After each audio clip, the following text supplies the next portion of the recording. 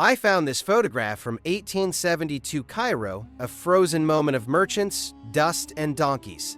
But here's what the camera couldn't capture. This street was alive with movement. Watch closely. Now imagine walking the entire city like this. AI doesn't just colorize, it rebuilds motion, sound, life from every frame. This is Cairo 1872 coming alive right now.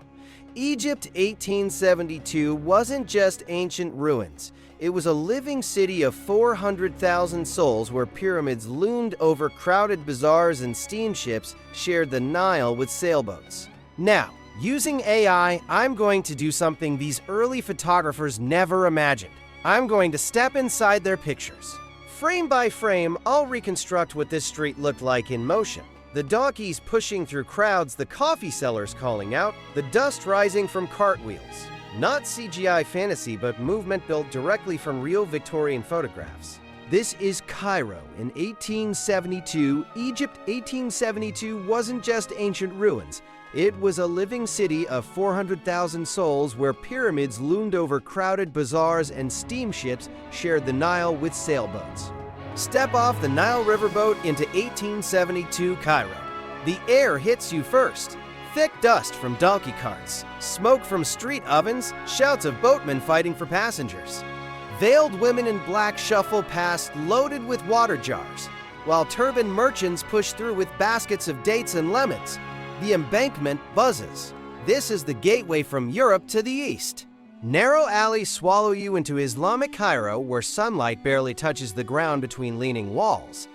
Coppersmiths hammer glowing metal, sparks flying toward carved wooden balconies overhead. Spice sellers scoop crimson powders into newspaper cones, their scales clinking rhythmically.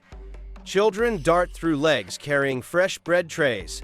A man with a long coffee pot cries, "Ah!" to lure customers.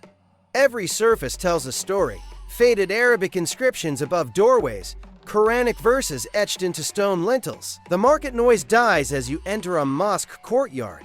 Cool air washes over you.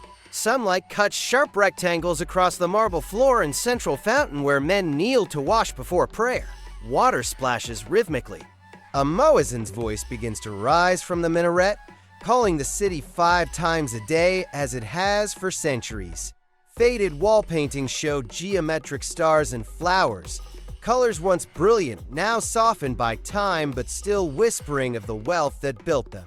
Leaving the old city behind, desert sand crunches underfoot as you approach Giza. The pyramids don't appear suddenly. First, you see their peaks above palm groves, then villages and tombs cluster at their base.